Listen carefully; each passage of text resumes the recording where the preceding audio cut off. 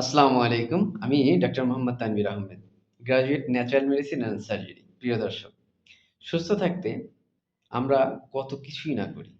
সুস্থ থাকার জন্য আমরা আমাদের লাইফস্টাইল পরিবর্তন করি, আমরা আমাদের খাদ্য-খানার পরিবর্তন করি, এক্সারসাইজ করি, নিয়মিত ঘুমাতে যাই।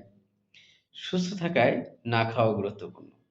যদিও না খাওয়ার বিষয় নিয়ে আমার আলোচনা নয়। আমার আলোচনার মুখ্য বিষয় আজকের রোজা রাখা। রোজার মাধ্যমে আমরা আমাদের রিলিজিয়াস অ্যাসপেক্টে কি অ্যাডভান্টেজ পেতে পারি এবং রোজা রাখার মাধ্যমে আমরা আমাদের শারীরিকভাবে কিভাবে উপকৃত হতে পারি। মাহে রমজান সম্পর্কে পবিত্র কোরআনে মহান রব্বুল আলামিন বলেন, ইয়া আইয়ুহাল্লাযীনা আমানু কুতিবা আলাইকুমুস সিয়ামু কামা কুতিবা আলাল্লাযীনা মিন কাবলিকুম লাআল্লাকুম তাত্তাকুন।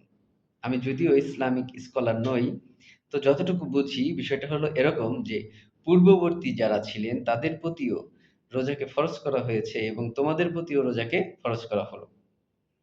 এবং এই রোজার মাধ্যমে বা রোজা করার মাধ্যমে তোমার অর্জনটা কি হবে বা আমাদের অর্জনটা কি হবে? রোজা পালনের মাধ্যমে আমাদের অর্জন হবে কনসিয়াসনেস ডেভেলপ হবে, তাকওয়া অর্জন হবে, খোদাভীতি অর্জন হবে।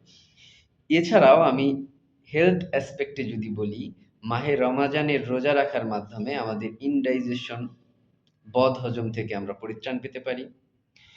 এছাড়াও একটি প্রবাদ আছে, প্রবাদ অথবা হাদিস, মেদা সকল বিমারি কা ঘর হে পরহেজ তার জর হে। মানে মেদা বা স্টোমাক সকল রোগের আতুর ঘর এবং ফাস্টিং অথবা রোজা রাখা এর মূল সলিউশন। সুতরাং সুস্থতার জন্য অবশ্যই সমাগত আমাদের মাহে রমজানে আমরা ৩০টা রোজা রাখবো ইনশাআল্লাহ। রোজা রাখার মাধ্যমে আমরা হেলথ বেনিফিট পাবো।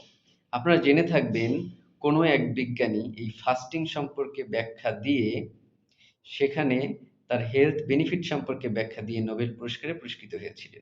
সুতরাং রিলিজিয়াস অ্যাসপেক্ট, হেলথ অ্যাসপেক্ট সব দিক থেকে বিবেচনা করলে মাহে রমজানের রোজা আমাদের জন্য খুবই খুবই গুরুত্বপূর্ণ।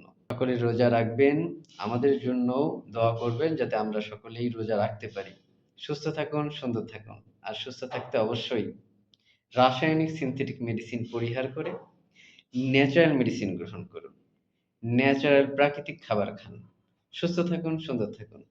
আসসালামু আলাইকুম। Thank you. Thank you.